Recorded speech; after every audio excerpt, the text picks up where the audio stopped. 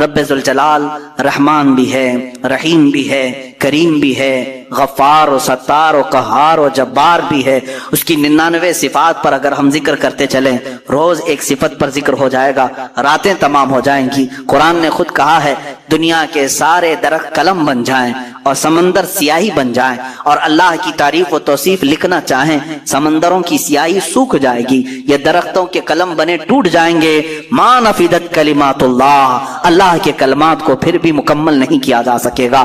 یہ ہماری چھوٹی سی زبان اور تمہارے چھوٹے سے کان کہاں ان تمام کلمات کو سن سکیں گے یا کہہ سکیں گے، مگر ہم اتنا ضرور جانتے ہیں کہ ان تمام سمندروں میں سے ایک قطرہ بھی ہم نے اپنی محفل میں پا لیا تو یہ ہماری زندگی کی معراج ہے۔ اللہ رحمان ہے، یقیناً ہم نے اس کو بسم اللہ میں بھی پڑھا، سورہ فاتحہ میں بھی پڑھا، بلکہ ہم اپنے بچوں کو بھی یہی کہتے ہیں، ماں باپ کو بھی یہی کہتے ہیں۔ اب اس کے رحمان کی صفات دیکھنا ہے کیسے۔ رحمان کسے کہتے ہیں؟ رحم کرنے والا، رحم کرنے والا، نرمی کا معاملہ کرنے والا لوگوں کے ساتھ، بلکہ اپنی ساری مخلوقات کے ساتھ نرمی کا معاملہ کرنے والا۔ میں دو ہی صفات پر آج گفتگو ختم کر دوں گا، اس کے رحمان ہونے کی اور اس کے قہار ہونے کی۔ دونوں کے درمیان ہمیں یہ زندگی چلانی ہوگی۔ اللہ رحمان ہے، اس کی جو زندگی یہاں ہمیں دیکھنے کے مظاہر ہیں وہ کیا ہے؟ ماں تم سے جتنی محبت کرتی ہے، کیسے؟ تم رو تو گود میں اٹھا لیتی ہے، تمہارے بہت ساری چیزیں اپنے ہاتھوں سے صاف کرتی ہے، اپنے ہاتھوں سے بنا کر کے کھلاتی ہے۔ آخر وہ بھی انسان ہے، تم بھی انسان ہو۔ ماں تمہیں اٹھا کر کے اتنا جو پیار کرتی ہے، باپ تمہیں لے کر کے چلتا ہے، تمہارے لیے جوجھتا ہے، محنت کرتا ہے، آخر وہ کیوں مشقتیں اٹھاتا ہے، خون پسینے کی کمائی ایک کر کے لا کر اپنے بچے کو کھلاتا ہے۔ اب سنیں حدیث پاک میں، ماں اور باپ کے دلوں میں یہ بچے کی جو محبت ڈالتی جاتی ہے، یہ اللہ کے رحمان صفت کا کچھ حصہ ہوتا ہے۔ یہ اس کی صفت کا تھوڑا سا حصہ جب اللہ ماں اور باپ میں ڈالتا ہے تو وہ بچوں سے اس قدر پیار کرنے لگ جاتے ہیں۔ اگر وہ رحمت کی صفت مولا ماں اور باپ کے سینے سے نکال دے تو ہر باپ اپنے بچے کو قتل کرنے پر بیٹھ جائے، ماں اپنے بچے سے دوری اختیار کر لے۔ ایسا نہیں ہوتا، ماں بوڑھی ہو جائے یا بچہ اس کا بوڑھا ہو جائے، پھر بھی ماں اس بوڑھے بچے کو بھی سینے سے لگاتی ہے، اس کے پسینے دیکھنا نہیں چاہتی، اس کی جبینوں پر خم نہیں دیکھنا چاہتی۔ یہ ماں کے اندر جو ہلکی سی بھی محبت آپ دیکھتے ہیں، یہ رب ذوالجلال کے رحمان کا اس کے مظاہر میں سے ایک مظہر ہے۔ اب اندازہ کرو اللہ تبارک و تعالیٰ اپنے بندوں سے کس قدر رحم کا معاملہ فرماتا ہے۔ آج ہم جو بیٹھے ہیں یہ بھی تو اس کے رحم کا ہی معاملہ ہے، اس کے رحمان ہونے کا ایک بین ثبوت ہے۔ ہم جنید حضرت ابو بکر شبلی رضی اللہ تعالیٰ، توجہ جاتا ہوں، سلسلہ قادریہ کے بہت بڑے بزرگ ہیں۔ آپ سے پوچھا گیا کہ حضور سنا ہے کیا آپ کی بہت ساری کرامتیں مشہور ہیں، کوئی کرامت ہمیں بھی دکھائیں۔ توجہ، بہت سارے لوگ کرامت کے نام پر گمراہ بھی ہوتے ہیں۔ لوگوں کو ایسا لگتا ہے کہ کہیں جیب میں سے جلیبی نکال کر کے کھلا دے، ابھی کیا ابھی وہی پیر کرامت والا ہے، اچانک کچھ نکال کے دکھایا۔ حضرت ابوبکر شبلی نے تو ایک الگ ہی کرامت بتائی۔ کیا کرامت بتائی جانتے ہیں؟ حضرت ابوبکر شبلی فرماتے ہیں میاں ہمارا اس زمین پر زندہ چلنا پھرنا ہی بڑی کرامت ہے۔ کہا کیوں؟ کہا ہم اتنے گنہگار ہیں کہ زمین پھٹ جائے اور ہم دھس جائے، پھر بھی زمین نہ پھٹتی ہے نہ ہم دھستے ہیں۔ یہ اللہ تعالیٰ نے کرامت ہی تو دیا ہے، یہ کرامت تو اللہ نے سب کو دیا ہے، یہ رحم کا معاملہ اللہ نے سب کے ساتھ کیا ہے، آپ کے ساتھ بھی، بلکہ ان کے ساتھ بھی کیا جو اسے مانتے بھی نہیں ہیں، جو اسے گالیاں دیتے ہیں، ان کے ساتھ بھی رحم کا معاملہ کیا۔ سیدنا ابراہیم علیہ الصلوۃ والتسلیم کے ساتھ ایک معاملہ پیش آیا، آپ بغیر مہمان کے کبھی کھانا نہیں کھاتے تھے، 2 دن بھی اگر کوئی مہمان نہیں آتا تو آپ کھاتے نہیں۔ ابراہیم علیہ السلام 2 دن تک بھوکے رہے، تیسرے دن ایک مہمان ملا، اسے لے کر کے آ کے دسترخوان پر بٹھا دیا، کہا کہ آپ ہمارے گھر کے مہمان ہیں، اب کھانا بنائے گا اچھا دسترخوان پر، کہا چلو بسم اللہ کرو کھاؤ۔ وہ دہریا تھا، ملحد تھا، کہا کون سا اللہ، میں اللہ کو نہیں مانتا۔ اتنا کہا ابراہیم علیہ السلام کو جلال آیا، آپ نے دسترخوان کھینچ لیا، کہا اٹھو گھر سے نکلو باہر جاؤ۔ دسترخوان پر بیٹھا ہوا تھا، اس کو اٹھا دیا۔ یہ تو شان ہے انبیاء کی، اللہ کے دشمنوں سے دسترخوان شیئر نہیں کرتے، افطار پارٹی والے وہ اللہ کے دشمنوں سے دسترخوان شیئر نہیں کرتے، انبیاء کی شان ہے۔ وہ اٹھ کر کے چلا گیا۔ ہاں یہ ہمارے لیے حکم یہی ہے میرے عزیز، لیکن اللہ رب العزت نے وہی فرمائی ابراہیم علیہ السلام کو۔ کہا ہے ابراہیم کیوں اٹھا دیا اس کو؟ 50 سال کا تقریباً ادھیڑ عمر کا آدمی تھا۔ کہا کیوں اٹھا دیا؟ کہا ہے مولا وہ تیرا نام نہیں لینا چاہتا، میں اس کو دسترخوان پر کیسے بٹھاؤں؟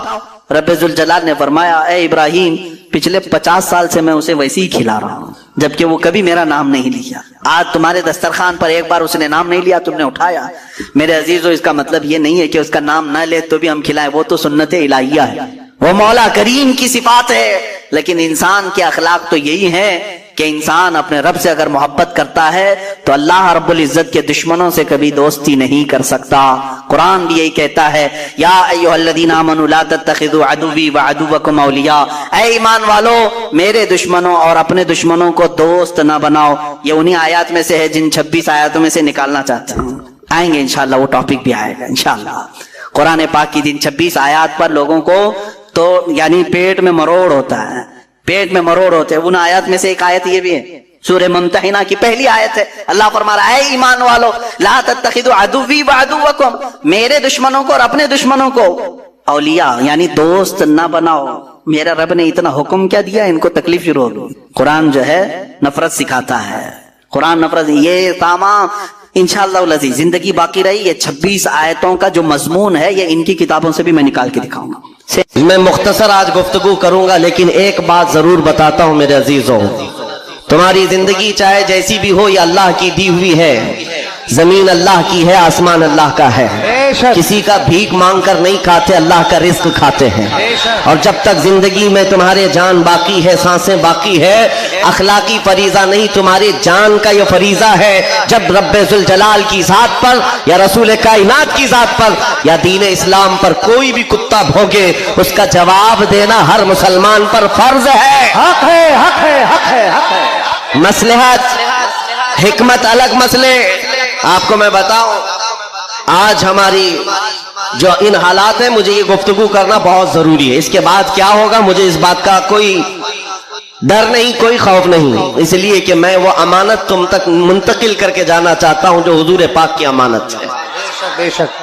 اگر اس دور میں علماء کی زبانیں گنگ رہ گئیں، خاموش رہ گئیں، ان کو حدیث پاک میں گونگا شیطان کہا گیا ہے. جو عالم اس دور میں خاموش رہ جائے وہ گونگا شیطان ہے. دین حق پر کوئی حملہ آور ہو. کیا بات ہے. سورہ میں نے جو تلاوت کی آپ کے سامنے خطبے کے بعد، آپ نمازوں میں بھی پڑھتے ہوں گے نا، قل یا ایھا الکافرون لا اعبد ما تعبدون. یہ رسول پاک صلی اللہ علیہ وسلم پر کب نازل ہوئی؟ اللہ تعالیٰ فرما رہا ہے اپنے محبوب سے، اے محبوب آپ فرما دیں، اے کافروں میں اس کی عبادت نہیں کرتا جس کی تم کرتے ہو. یہ سورے میں ہے. یہ سورے آپ پڑھتے بھی ہیں لیکن بہت سارے لوگوں کو یہ گڑتی بھی ہے، اور وہ کہتے ہیں قرآن میں ایسا بھید بھاؤ سکھایا گیا ہے. بات کیا ہے آپ کو میں بتاؤں. سورے میں اللہ تعالیٰ فرماتا ہے محبوب آپ فرما دیں، اے کافروں میں اس کی عبادت نہیں کرتا جس کی تم کرتے ہو. وَلَا أَنْتُمْ عَابِدُونَ مَا أَعْبُدُ، اور نہ ہی تم اس کی عبادت کرتے ہو جس کی میں کر رہا ہوں. جب ہے ہی نہیں ہے یہ چیز، یہ سورہ کب نازل ہوئی؟ مشرکین مکہ نے آ کر ایک بار حضور سے عرض کیا کہ دیکھیں مسئلہ آپ کا بڑھتا چلا جا رہا ہے، ایمان والے بڑھتے جا رہے ہیں، روز بروز اسلام میں داخل ہوتے جا رہے ہیں لوگ. ایک کام کرتے ہیں، آپ جو ہے باطل خدا جن کی ہم پوجا کرتے ہیں، عبادت کرتے ہیں، ان کو برا بھلا مت کہیں. نبی پاک صلی اللہ تعالی علیہ وسلم نے فرمایا میں شرک کو شرک کہتا رہوں گا. کیا بات ہے، ماشاءاللہ. حق. آپ ایک بات میں آپ کو بتا دوں، کوئی چیز بھی بری ہو تو اس کو برا کہا جائے گا. اخلاق سے گری ہوئی چیز ہے تو اس کو برا ہی کہا جائے گا. دوسرا انہوں نے آپشن رکھا کہ ٹھیک ہے آپ یہ کہتے ہیں ایسے ہیں ویسے ہیں، ٹھیک ہے ایک کام کرتے ہیں، ایک سال آپ ہمارے خداؤں کی عبادت کریں، ایک سال ہم آپ کی خداؤں کی عبادت کریں. نبی پاک صلی اللہ تعالی علیہ وسلم نے فرمایا میں شرک سے اللہ کی پناہ مانگتا ہوں، میں اس کی عبادت نہیں کرتا جس کی تم کر رہے ہو. بے شک، بے شک. تیسرا آپشن دیا گیا کہ ٹھیک ہے خالی آپ ہاتھ رکھ دیں ہمارے خداؤں کے پاس، اور اس کے بعد پھر ہم اور آپ مل کر کے چلتے رہیں گے اور ہم آپ کے ساتھ دین میں داخل ہوں گے. نبی پاک صلی اللہ تعالی علیہ وسلم نے فرمایا ہاتھ تو دور کی بات ہے، نظر اٹھا کر کے بھی نہیں دیکھوں گا. بے شک. یہ سورہ نازل ہوئی ہے میرے عزیز. حالات میں بہنے والے جماعت کے ان غدار منافقین کو میں بتا رہا ہوں جو جیسا دیس ویسا بھیس کے نعرے لگاتے ہیں. جب حالات ایسے آ جائیں تو ان کو سب کرنا پڑتا ہے. تم رسول پاک کے نہیں ہو سکتے. میرے آقا نے فرمایا ہے رب تبارک و تعالیٰ کی جو عبادت کرتا ہے پھر وہ کسی اور کی عبادت نہیں کر سکتا. عزیزان گرامی وقار، اے مومنو، حالات جیسے بھی سخت آ جائیں ایک بات میں آپ کو بتا دوں، کس بات سے ڈر ہے تمہیں، کس بات سے خوف ہے تمہیں؟ میرے عزیزو میں تو کہتا ہوں کم از کم سنیوں کو تو حالات سے نہیں ڈرنا چاہیے جو ہر سال کربلا سنتے آتے ہیں. یزید کے ناچ کو دیکھا ہے، سنا ہے، اور حسین اعظم کے بچوں کی مظلومیت بھی سنتے آتے ہیں. ایسے حالات تو نہیں آئے کہ تمہارے 6 ماہ کے بچوں کے گلے میں تیر چلایا گیا ہو. پھر ڈر کس بات کا ہے، خوف کس بات کا ہے؟ ہاں ایک بات میں آپ کو بتا دوں، تمہارا یقین اتنا پختہ ہو جائے کہ ایک لفظ بار بار ہم دہراتے ہیں، اور کچھ لوگوں نے آج مجبور بھی کر دیا ہے کہ ہم اور کہیں اللہ اکبر اللہ اکبر اللہ اکبر. اللہ سب سے، عقیدہ ہے کہ نہیں آپ کا؟ اللہ سب سے. یہ عقیدہ کب آیا آپ کے پاس پتا ہے؟ جس دن تم پیدا ہوئے تھے، تمہاری ماں کی گود میں آئے، مؤذن آیا، کوئی مولوی آیا اور کان میں سب سے پہلے کیا کہا؟ سب سے پہلے کیا کہا؟ اذان دی جاتی ہے کہ نہیں بچے کے کان میں؟ جو بھی بچہ پیدا ہو اس کے کان میں اذان، اور اذان کا پہلا لفظ کیا ہے؟ ڈر کر کے تو نہیں بول رہے، زور سے بول رہے. ہاں اب یہ آواز وہاں تک بھی پہنچے گی. سب سے پہلا کلمہ تھا اللہ اکبر، اور اس کے بعد جب تم ہوش میں آئے، جہاں سے چلتے تھے وہاں سے آوازیں آتی تھی اللہ اکبر اللہ اکبر. اور اس کے بعد زندگی تمام ہو گئی. اور جانتے ہو صرف ایک ہی قوم ہے یہ دنیا میں ایسی، آپ ہیں، ہم ہیں، ان کو صرف اور صرف پیشانی اور ناک زمین تک جھکانا ہو تو صرف ایک ہی بات کہنا پڑتا ہے اللہ اکبر. اس جملے کے علاوہ کسی امام کو لاؤ مسجد میں کسی امام کو لاؤ اور امام سے کہو اپنے باپ کا نام لے اور جھکا کر دکھا، کوئی قوم ہے نہ رکوع میں جائے گی نہ سجدے میں جائے گی. بادشاہ وقت بھی ہو، اکبر جیسا ڈکٹیٹر دین الہی نام کا ایک نیا دین لایا تھا، اور اس نے اپنے نمازوں الگ شروع کروا دی تھی اور بادشاہ کے نام سے تکبیر کہی جا رہی تھی، اس کا بھی نام اکبر ہے. میرے عزیزوں وقت کا بڑا بادشاہ اپنے نام سے جب جھکانا چاہا، وقت کا مجدد الفسانی فاروقی سرہندی کھڑے ہو جاتے ہیں اور کہتے ہیں یہ پیشانی صرف اور صرف اللہ کے نام سے جھک سکتی ہے. کوئی بادشاہ اپنے نام سے تمہیں جھکا سکتا ہے؟ ہاں لیکن ایک کسان کا بچہ حافظ قرآن ہو، امام بن جائے اور اللہ کا نام لے لے، پیچھے کھڑا ہوا ہر امیر غریب سجدے میں چلا جاتا. یہ نہیں دیکھتا کہ کسان کا بچہ جھکا رہا ہے، وہ یہ دیکھتا ہے مجھے رب کے نام سے جھکایا جا رہا ہے. دنیا کی واحد قوم ہو جس کو جھکانا ہو تو صرف اللہ کا نام ہے. اس نام کے علاوہ کبھی تمہاری پیشانی کبھی کسی کے سامنے اور کسی کے نام سے بھی. ہاں پیدا ہوئے تھے تب تمہارے کان میں پہلا جملہ اللہ اکبر تھا. جوانی میں ہر جگہ مسجدوں سے سنتے آئے. جس دن ہمارا انتقال ہوا، جنازہ لا کر رکھا گیا امام کے سامنے، صفیں لگ چکی تھی، امام نے ہاتھ اٹھا کر تکبیر باندھی. کیا کہا پہلا جملہ؟ اللہ اکبر. ہم پیدا ہوئے تھے اللہ اکبر کہتے ہوئے، دنیا سے جا رہے ہیں اللہ اکبر کہتے ہوئے. یہ عقیدہ ہے مسلمان کا، پیدائش سے لے کر موت تک اگر کسی کو بڑا مانتا ہے تو صرف اللہ اکبر کہتا.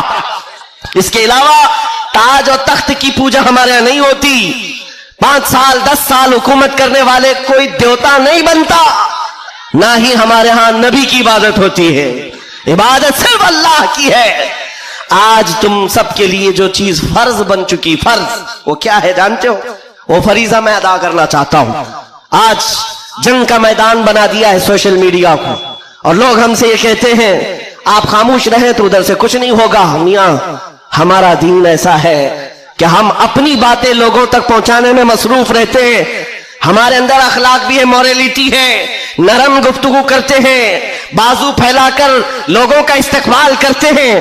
لیکن ہمارے اساتذہ نے ایک بات کہی ہے کہ بیٹا زبان نرم رکھنا، دل ٹھنڈا رکھنا، دماغ ٹھنڈا رکھنا، زبان میٹھی رکھنا، دل نرم رکھنا، یہ اچھے اخلاق کی بات ہے. لیکن یہ اس وقت تک ہے جب اخلاق میں ہو، اور جب نبی پاک کے سامنے کوئی کتا بھونکنے لگے تو پھر اب زبان میٹھی نہیں رہتی، دل ٹھنڈا نہیں رہتا اور دماغ نرم نہیں رہتا.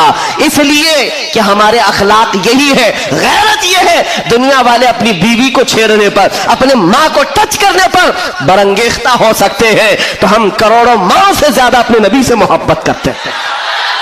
آپ کو پتا ہے جنگ احد میں उहद की जंग में 700 सहाबा कराम थे, 3000 से ज्यादा मुशरिकीन आए थे। ये जंग उहद, पहले तो ऐसा हुआ कि सहाबा गालिब आ गए, उनको मारकर भगा दिया।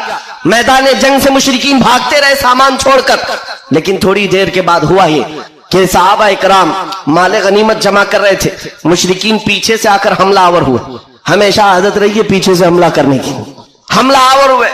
और उस वक्त सहाबा इकराम जो मैदान में माले गनीमत जमा कर रहे थे, अंदाजा न कर सके, जिसकी वजह से 70 सहाबा शहीद हुए। सुनो मैं क्या बात अर्ज कर रहा हूं, जंग तफसील से बयान करने का वक्त नहीं है। उहद की जंग में 70 सहाबा शहीद हुए। ये वो जंग है जिसमें अमीर हमजा का सीना चाक करके कलेजा चबाया गया था। ये वही जंग है जिसमें हजरत अब्दुल्ला बिन जहश सहाबी रसूल के जिस्म के 80 टुकड़े करके काफिरों ने हार बनाकर पहने थे। ये वही जंग है जिसमें अनस बिन नुज़ैर सहाबी है, एक उंगली के अलावा उनके पूरे जिस्म का कोई गोश्त बाकी नहीं था। ये वो जंग है जिसमें साद इब्न रबी के पेट को फाड़ कर अंतड़ियां बाहर निकाल दी थी। ये सारी मॉब लिंचिंग हुई है। उस जंग के मैदान में सबसे बड़ा हादसा क्या हुआ था, रसूल पाक सल्लल्लाहु ताला अलैहि वसल्लम के चेहरे पाक पर एक जालिम ने लोहे की टोपी से मारा था, तो जिसकी वजह से हुजूर के 2 दांत शहीद हुए थे। ये जंग के हालात। अब सुनो, सहाबा कराम पीछे हट गए, नबी पाक सल्लल्लाहु अलैहि वसल्लम उहद पहाड़ के अंदर जाकर बैठे, क्योंकि जंग के हालात बदल गए, कुफार और मुशरिकीन गालिब आ गए। कभी ऐसे हालात आते हैं, सुनो मेरे अजीज, कभी ऐसे हालात आते हैं मोमिनीन को पीछे हटना पड़ा, सहाबा रसूलुल्लाह के साथ पीछे चले गए।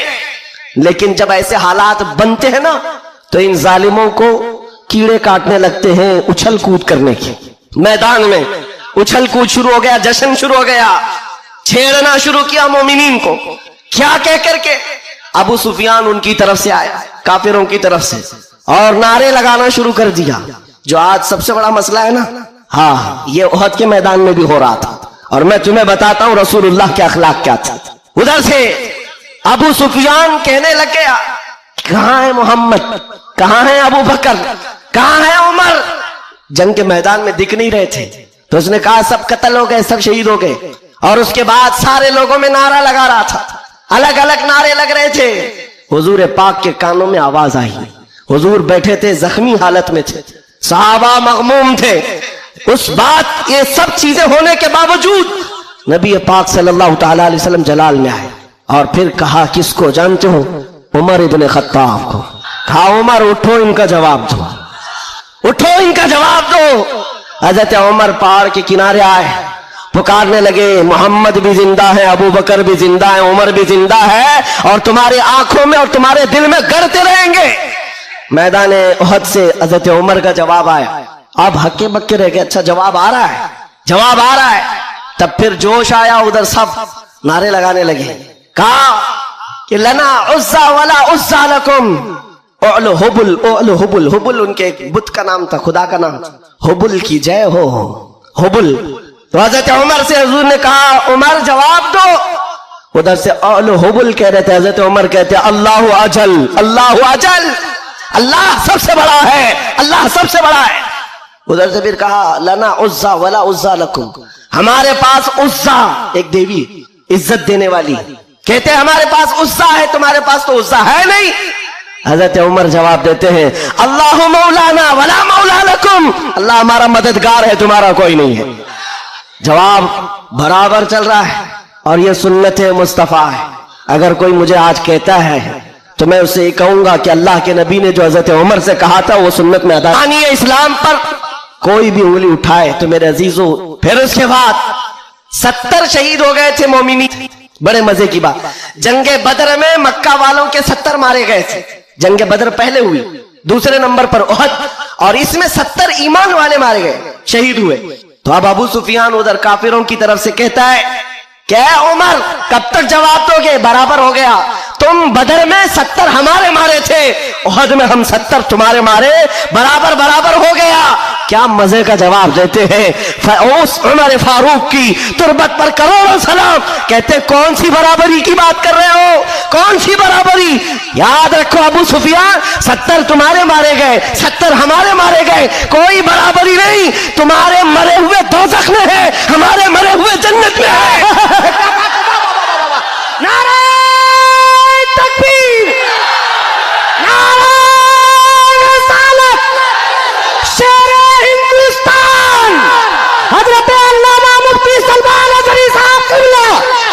इस्लामी माशरा कॉन्फ्रेंस, नारे तकबीर, नारे रिसालत। वाह वाह वाह वाह वाह, क्या बात है, सुभान अल्लाह। तुम्हारे मरे हुए दोज़ख में हैं, हमारे शहीद जन्नत में हैं। ये फर्क है, बड़ा फर्क है। ए अजीजों, ए सुन्नियों, इस बात को याद रखो, अल्लाह करीम का ये दीन इस्लाम सुबह क़यामत तक फलता फूलता रहेगा। हक है।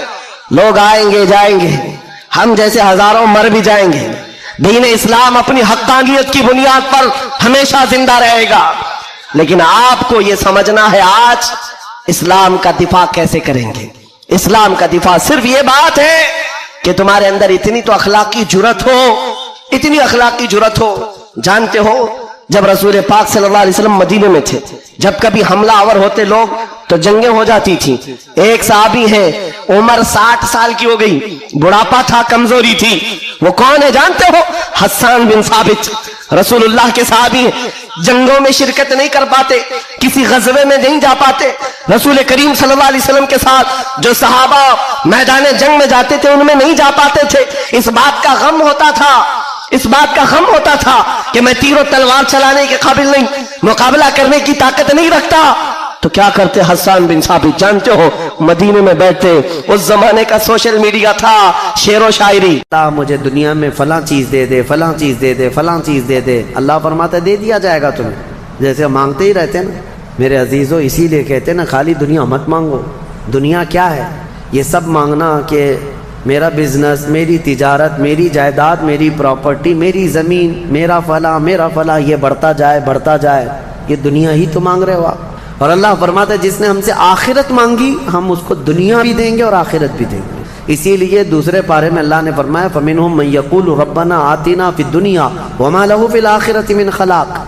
जिन्होंने ये कहा ना रब्बना आतिना फिद दुनिया, ऐ हमारे रब दुनिया में हमें कुछ दे दे, अल्लाह फरमाता है दे दिया जाएगा। वमा लहु फिल आखिरति मिन नसीब, और आखिरत में उनका कोई हिस्सा नहीं होगा। मिन खलाक, आखिरत में कोई उनका हिस्सा नहीं होगा। वमिनहुम मन यक़ूलु रब्बना आतिना फिद दुनिया हसना व फिल आखिरति हसना व क़िना अज़ाबन नार उलाइका लहुम नसीबुम मिम्मा कसबू। अल्लाह फरमाता है और जिन्होंने कहा है हमारे रब हमें दुनिया में भी अच्छाइयाँ दे दे और आखिरत में भी अच्छाइयाँ दे दे, रब फरमाता है, और जिन्होंने ये कहा अल्लाह हमको अज़ाबे दोज़ख से बचा ले, रब फरमाता है ये वही लोग हैं जिन्होंने हकीकत में हिस्सा हासिल कर लिया, आखिरत भी मांग लिया, दुनिया भी मांग लिया। दुआ में हमेशा यही किया करो कि अल्लाह हमारी आखिरत अच्छी कर। यहाँ मांग करके कितना ले लोगे, कितना ले लोगे, कितने दिन तक? चलो आज आपने सेहत मांगी, अल्लाह मुझे सेहत अता कर, तबीयत अच्छी रख, अच्छी बात है, लेकिन कितने दिन तक रहोगे? 80 साल, 100 साल? 80 साल के बाद जब बाल सफ़ेद होने लगेंगे तब फिर तुम ये मांगोगे कि अल्लाह फिर मेरे बाल काले कर दे। पीठ झुकने लगेगी तब ये कहोगे कि अल्लाह मेरी कमर सीधी कर दे। दांत झड़ने लग जाएंगे, कहोगे फिर अल्लाह मेरे दांत सही कर दे। निज़ाम है कायनात का, सेहत को जाना है तो जो जाने वाली चीज़ है उसको ही हम मांग रहे हैं। जो हमसे रुखसत होने वाली चीज़ है वही हम मांग रहे हैं। औलाद मांग रहे हो, ये भी छूटने वाली चीज़ है, ये हमसे छूटने वाली चीज़। हर वो चीज़ मांगते हैं हम यहाँ पर जो हमसे रुखसत होने वाली है, और जो हमेशा रहने वाली है वो जन्नत है, उसका सवाल क्यों नहीं करते? और एक इमाम शेख सादी रहमतुल्लाह अलैह की कितनी प्यारी बात है, सुनो। फरमाते हैं मौत से बचना मुमकिन है किसी को? बताएं, कोई बच सकता है? पॉसिबल है? मौत से बचना किसी के लिए भी मुमकिन है? नहीं है। सबको पता है, सबको पता है इम्पॉसिबल, लेकिन उसके बावजूद भी बचने के लिए 1000 दवाइयाँ खाते हैं। सबको मालूम है कि मौत से नहीं बचते हैं, लेकिन उसके बावजूद भी बचने के लिए हम रोज़ कुछ ना कुछ कर रहे हैं। हम अपने जिस्म को सही करते हैं या बीमारियों को सही करने के लिए पैसा भी बहाते हैं, सब कुछ करते हैं। हमें पता है कि हम नहीं बच सकते फिर भी खर्चा करते हैं। शेख सादी की सोच देखो, फरमाते और इंसान को ये पता है कि जहन्नम से बचना मुमकिन है, मौत से बचना तो मुमकिन नहीं, लेकिन दोज़ख से बचना मुमकिन है। क्या सबके ऊपर कंपलसरी है जहन्नम में जाना? नहीं। तो जिससे बचना मुमकिन है उसके लिए कोशिश भी नहीं करता, और जिससे बचना मुमकिन ही नहीं उसके लिए रोज़ कोशिश करता है। ये कैसी सोच है इंसान की? मौत से नहीं बच सकते, कोशिश ठीक है तुम दवाइयाँ करते रहो, लेकिन कोशिश ये करो कि अल्लाह मुझे दोज़ख से बचा ले, मुझे आखिरत के अज़ाब से बचा ले। मेरे अजीज़ों, हमारा सारा निज़ाम इस्लाम का आखिरत पर टिका हुआ है। इसीलिए रब ताला ने फरमाया من کان یرید حرث الآخرتی نزید لہ فی حرثی. ایک بات میں آپ کو بتا دوں، اگر اسلام سے آخرت کا کانسیپٹ نکال دیا جائے تو پورا دین کھوکھلا ہو جائے گا. یعنی پھر کس چیز کے لیے کر رہے ہو تم؟ نماز کیوں پڑھ رہے ہو؟ چوری سے کیوں بچتے ہو؟ شراب کیوں نہیں پیتے؟ ہر چیز کا تعلق تمہارا آخرت سے جڑا ہوا ہے، آخرت سے. کیوں؟ حساب ہوگا، پوچھا جائے گا. میری نمازیں بھی پوچھی جائیں گی، روزے بھی پوچھے جائیں گے. ہر چیز آخرت کے خوف سے ہم دنیا میں عمل کر رہے ہیں، اور اگر آخرت کا کانسیپٹ ختم ہو گیا تو وہی درندوں کی طرح سے ناچتے گھومتے رہیں گے. جیسے دوسری قوموں کو دیکھ رہے ہیں، ان کے ہاں کوئی تصور ہی نہیں آخرت کا. ان کا تو یہ ہے کہ اچھے کام کرو گے تو دوسرے جنم میں اچھا بن کے پیدا ہو جاؤ گے، برے کام کرو گے تو دوسرے جنم میں کتا بلی بن کے پیدا ہو جاؤ گے. بس اتنا ہی ہے، اس سے زیادہ نہیں ہے. پھر بھی کچھ لوگوں کے ہاں ہے سورگ اور نرگ کا، لیکن وہ بھی اتنا یقینی نہیں ہے، اتنا یقینی نہیں ہے جتنا تمہارے لیے ذہن میں یقینی جنت اور دوزخ کا تصور ہے. یہ دوسروں کے ہاں نہیں ہے. اسی لیے میرے عزیزو، آخرت کے تصور کو اتنا مضبوط بٹھاؤ، اتنا مضبوط بٹھاؤ. مجھے ایک بات یاد آتی ہے کہ ہمارے ایک بزرگ تھے، میرے بڑے دادا، اللہ ان کی تربت پر رحم فرمائے. پورے علاقے میں لوگ اس بات کے شاہد ہیں، جب بھی کوئی کچھ غلط کام کرتا یا چھوٹی بہت بھی چیز ہلکی نظر آتی ان کو، تو ڈانٹنے کے لیے سب سے پہلا جو جملہ وہ کہتے تھے وہ یہی کہتے تھے، کیا تجھے آخرت کا خوف نہیں ہے؟ آخرت سے نہیں ڈرتا؟ یہ ایک جملہ اکثر ہر کام پر، نماز کے سلسلے میں ہو یا کسی کو کہیں پر گپے لگاتے بیٹھے ہوئے دیکھتے تو یہ کہتے آخرت کا ڈر نہیں ہے. یہ ان بزرگوں کا شیوا رہا ہے، اولیاء اکرام کا طرہ امتیاز رہا ہے کہ وہ اپنے سارے اعمال آخرت کے خوف پر رکھے ہوئے ہیں. حضرت حاتم اعصم رضی اللہ تعالیٰ عنہ بڑے پائے کے بزرگ ہیں، فرماتے ہیں نماز جب پڑھتے تھے تو کہتے میرا تصور یہی ہوتا ہے، میرا تصور یہی ہوتا ہے کہ موت میرے گردن کے پیچھے، ملک الموت یہی ہے. یہ سوچتا ہوں کہ اب آخری نماز ہے، میری آخری نماز ہے، اور دونوں طرف میرے جہنم کے گڑھے ہیں، ادھر بھی ادھر بھی. میں اگر تھوڑا سا بھی ہل جاؤں تو ہو سکتا ہے ادھر کے گڑھے میں یا ادھر کے گڑھے میں، اور پیچھے ملک الموت ہے اور سامنے رضائے الہی ہے اور جنت ہے. میں بڑھنے کی کوشش کر رہا ہوں. اس تصور کے ساتھ وہ نماز پڑھتے تھے، اس تصور کے ساتھ. اور سجدے میں جاتے تو یہ کہتے کہ میرا آخری سجدہ ہوگا، ملک الموت پیچھے ہی کھڑا ہے میری گردن کے پاس، اور اگر میں تھوڑا بہت ہل گیا تو ادھر بھی دوزخ ہے، ادھر بھی دوزخ ہے.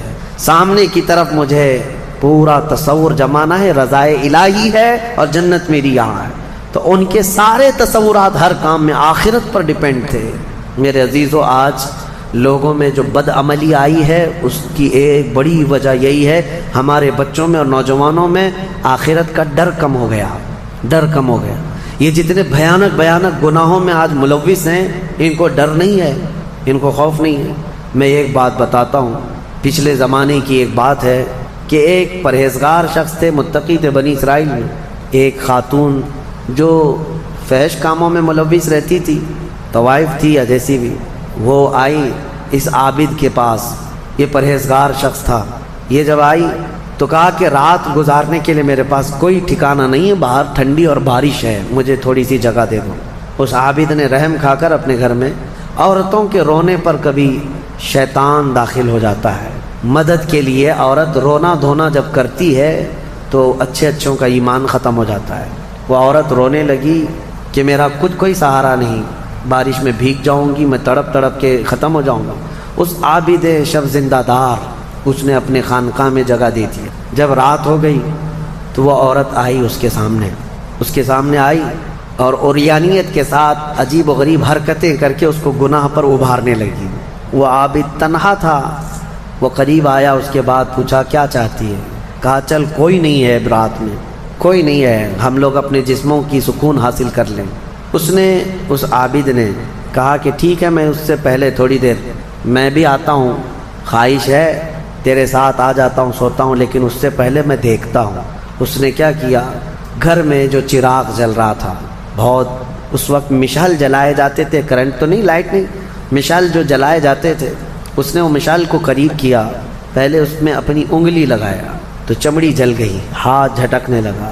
وہ خاتون تیار کھڑی تھی، پوچھنے لگی کہ کیا کر رہا ہے؟ کہا رک جا دیکھ رہا ہوں. تھوڑی دیر کے بعد دوسری انگلی آگ میں لگایا، چمڑی جل گئی. پھر اس کے بعد وہ اسی طرح جلاتا رہا انگلی کو. اس خاتون نے پوچھا کہ کیا کر رہے ہو تم؟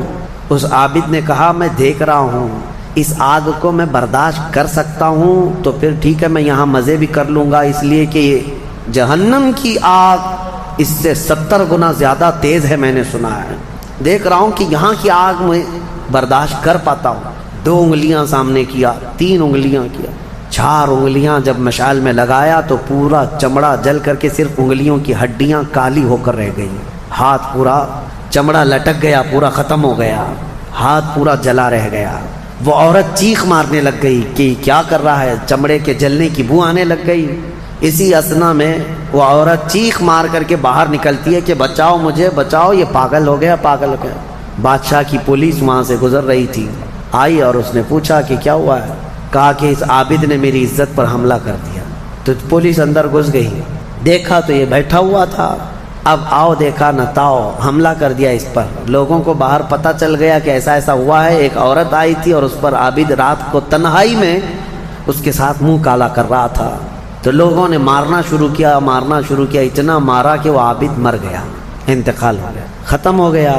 اب مسئلہ یہ ہے کہ اب لوگوں میں یہ بات پھیل گئی کہ اتنے سالوں جس کو ہم نے عبادت میں دیکھا تھا وہ ایک عورت کے چکر میں آخری وقت بہک گیا اور منہ کالا کر لیا۔ اب اس کے بعد اس کو اٹھاتے ہیں، اٹھا کر کے قبرستان میں جب دفن کرنے کے لیے رکھا گیا، قبر میں جیسے ہی رکھتے ہیں اس قبر میں تیز خوشبو بھر چکی ہے، ہر جگہ سے خوشبو کے جھونکے آ رہے ہیں۔ لوگوں نے کہا یہ بدکار آدمی کی قبر میں اتنی خوشبو کہاں سے آ رہی ہے؟ اس کو دفن کر دیا اور یہ بات مشہور ہونے لگ گئی۔ بادشاہ خود بھی آیا، پوچھا یہ کیا مسئلہ کیا ہے؟ تو لوگوں کو جب یہ بات سمجھ میں نہیں آئی تو علماء کو بلایا گیا اور پوچھا گیا کہ کیا مسئلہ ہے؟ کہا گیا کہ یہ بدکار نہیں ہو سکتا، یہ اللہ کی رضا میں انتقال کیا ہے۔ اس خاتون کو پکڑ کر لایا گیا، پوچھا گیا کہ کیا کیا معاملہ ہوا تھا، سچ بتا۔ اس عورت نے بتایا کہ اس کا کوئی مسئلہ نہیں تھا، یہ ڈرتا رہا اللہ سے اور آخرت سے ڈرتا رہا، اور رات میں یہ بیٹھ کر کے اپنی انگلیاں جلا لیا تھا اور یہ کہتا تھا کہ میں دیکھتا ہوں دنیا کی آگ سے میں برداشت کر پاتا ہوں تو ٹھیک ہے میں تیرے ساتھ مزہ کروں گا، نہیں تو پھر آخرت کا عذاب اس سے بھی بڑا سخت ہے۔ وہ یہ کہتا رہا اور میں بھاگ کر گئی، اتنے میں لوگ آئے اور اس کو مار دیے۔ بادشاہ نے پوچھا کہ دیکھو اس کو پھر سے نکالو، نکالا گیا۔ اس خاتون کے بتائے ہوئے اعتبار سے جب دیکھا گیا تو اس کا ہاتھ جلا ہوا ویسے ہی موجود تھا، جلا ہوا ہاتھ ویسے ہی موجود تھا جیسے اس عورت نے واقعہ سنایا تھا۔ پھر لوگوں نے بہت توبہ کی کہ اس کو مارنے کا کیا گناہ تھا، اس کا جرم تھا، لیکن بہرحال وہ شہید تھا۔ اس حکایت کو نقل کر کے فرماتے ہیں صاحب حکایت کہ یہ وہ لوگ تھے جن کا ہر کام آخرت سے جڑا ہوا تھا، وہ ایک حرکت بھی کچھ ان کو دنیا میں ڈگمگ نہیں کرتی، ان کے پاؤں کو نہیں پھسلا پاتی۔ کیوں؟ وہ ڈرتے اس بات سے تھے کہ آخرت میں کیا ہوگا، آخرت میں کیا ہوگا۔ میرے عزیزو، میں آپ کو بتاؤں زنا کی جو سزا ہم نے بتائی تھی، اس سے قبل بھی میں نے بتایا کوڑے مار دیے جائیں 100 یا سنسار کر دیے جائیں، یہ آخرت میں دی جانے والی سزا کا 100واں حصہ ہے، اس سے 100 گنا زیادہ سزا وہاں پر قیامت میں۔ تو پھر وہ کیسی ہوگی سزا؟ پھر 100 گنا زیادہ سزا کیا ہے؟ اسی لیے فرمایا گیا جہنم کا ہلکا عذاب۔ پوچھا گیا حضور سے سب سے کم عذاب کیا ہوگا؟ سب سے کم کسی کو عذاب دیا جائے گا اگر دوزخ میں تو کیا ہوگا؟ فرمایا گیا کہ اس کو آگ کی جوتیاں پہنائی جائیں گی جس کی گرمی سے اس کا بھیجا پک کر کے ابل رہا ہوگا۔ یہ سب سے ہلکا عذاب ہے دوزخ کا۔ پھر جہاں اللہ نے عذاب علیم کہا، عذاب عظیم کہا، عذاب مہین کہا، دردناک عذاب، بڑا عذاب، ذلت والا عذاب، تو پھر وہ کیسا ہوگا؟ بہرحال خلاصہ کلام میرا یہ ہے، آج ہم نے تلاوت میں یہی پایا کہ اے لوگو تم آخرت کے تصور پہ جیتے رہو، دنیا فانی ہے، دنیا فانی ہے، حساب کا ایک دن آئے گا۔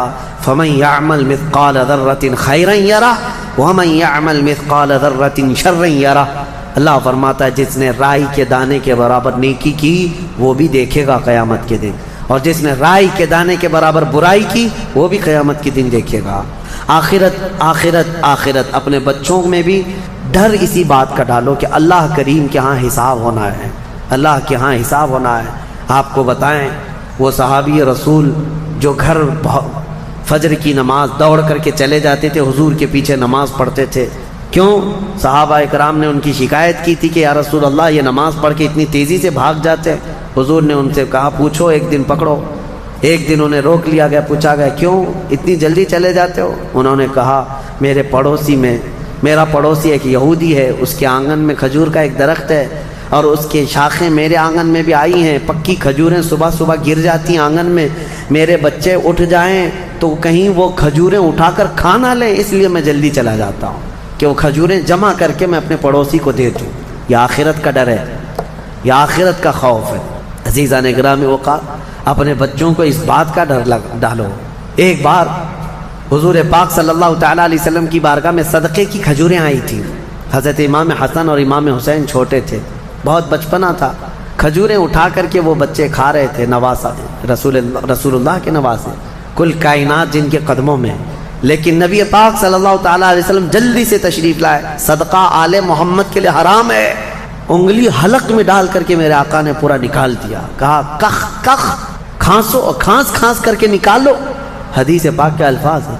हज़रत हसनैन करीमैन के हलक में से हुज़ूर सल्लल्लाहु अलैहि वसल्लम ने आखिरी ज़र्रा तक निकाला कि तुम्हारे हलक में कोई हराम चीज़ नहीं जाए। आखिरत का डर था ये आखिरत का खौफ है। जो चाहे चबा ले, जो चाहे भर ले। अपने बच्चों की तरबियत भी इसी अंदाज से करो कि अल्लाह के यहाँ हिसाब होना है, अल्लाह के यहाँ हिसाब होना है। बचपन में जितना तुम आखिरत का तस्वुर अपने बच्चों में डालते जाओगे, जवानी में ये अल्लाह का खौफ ऐसे ही रखेंगे। अल्हम्दुलिल्लाह आज मुझे फ़ख्र होता है, कुछ नौजवान आते हैं इस बात का सवाल करते भी हैं कि उनकी नौकरी में फ़लाँ चीज़ होती है, ये मेरे लिए हलाल है या नहीं। वरना आज के इस पुरफितन दौर में कौन पूछने वाला है? कौन पूछता है? क्या हमारे ड्यूटी ऐसी, हमारी जॉब ऐसी है, हमें बताएं कि ये हलाल काम कर रहा हूँ या हराम काम कर रहा हूँ। अगर उन्हें लगता है शुबा है तो वो नौकरियाँ भी छोड़ देते हैं, नौकरियाँ भी छोड़ देते हैं। ऐसे बहुत सारे नौजवान अल्हम्दुलिल्लाह। ये होता है आखिरत का खौफ जब सवार हो जाए जहन में तो उसे खुद ब खुद ये फिक्र ही सीधा कर देती है, किसी और की तकरीर की भी ज़रूरत नहीं। आखिरत का खौफ जब जहन में आ जाए तो उसको खुद ब खुद ये चीज़ सही कर देती है। मुझे याद है, बहुत छोटी उम्र होगी मेरी, स्कूल जब जाते हैं, पहली जमात में भी नहीं, छोटी सी जमात में, नमाज़ों की पाबंदी का अल्हम्दुलिल्लाह हमारे घर में बड़ा एहतमाम था। मेरे वालिद इकराम आलिम दीन बड़े नमाज़ों की पाबंदी का बहुत सख्ती से एहतमाम करते। शाम के वक्त स्कूल छूटती और आ जाते थे तो असर की नमाज नहीं पढ़ी थी। तो उस वक्त जो जहन में बात डाली गई थी, फरमाया मेरे वालिद ने कहा था कि तुम्हें पता है एक नमाज छोड़ने का जो अज़ाब है, उस नमाज का जितनी देर तक टाइम होता है कब्र में फरिश्ते उतनी देर तक उसे सज़ा देते रहते हैं। उस नमाज का टाइम जितनी देर तक होगा उतनी देर तक फरिश्ते उसे कब्र में अज़ाब देते रहते हैं, सख्त तरीन अज़ाब देते हैं। आज उम्र के इस हिस्से में आकर के भी वो बात पत्थर की लकीर की तरह बैठी हुई है। नमाजों का वक्त आता है तो यही डर लगता है, ईशा अगर छूट जा रही है तो ईशा का तो लंबा टाइम है। मरने के बाद कब्र में अगर ईशा का पूरा टाइम कब्र में फरिश्ते अजाब देने लग जाएं, कौन बर्दाश्त करेगा? इसीलिए चाहे सफ़र में जाएं, चाहे थके हुए आएं, कैसे भी आएं, लेकिन ईशा पढ़ लेते हैं। वो डर है आखिरत का। ये कैसे आता है? वालिदैन अपने बच्चों में ये चीज़ मुंतकिल करें। आप इसको हल्का ना समझें। बच्चों के जहन में जो बात डाली जाती है वो बुढ़ापे तक रहती है। अगर आप सही तरबियत के साथ किसी को बड़ा करना चाहते हैं तो सबसे बड़ी चीज़ है आखिरत का डर। आखिरत का डर। अल्लाह करीम हम सबको आखिरत के खौफ से अच्छे अमाल करने की तौफीक अता फरमा।